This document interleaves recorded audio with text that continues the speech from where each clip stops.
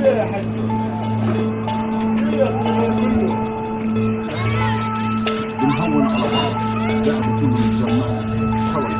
Commission found indisputable evidence with regards to the deliberate, targeted killing of Palestinian children, including since the October 2025 ceasefire, the use of torture, inhumane and degrading treatment, including use of sexual and gender-based violence against Palestinian children. Israeli authorities and the Israeli security forces are responsible for crimes against humanity, including persecution and war crimes in the Gaza Strip and war crimes in the West Bank, including East Jerusalem.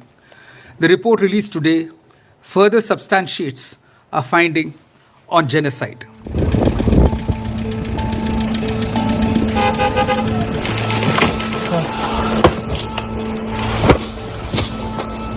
There has been a systematic disruption by Israel of the children's ability to learn, thereby sabotaging the intellectual and social foundations of the Palestinian society. The Commission's findings are that Israel targets children to weaken demographic vitality and deny the Palestinian people's right to self-determination.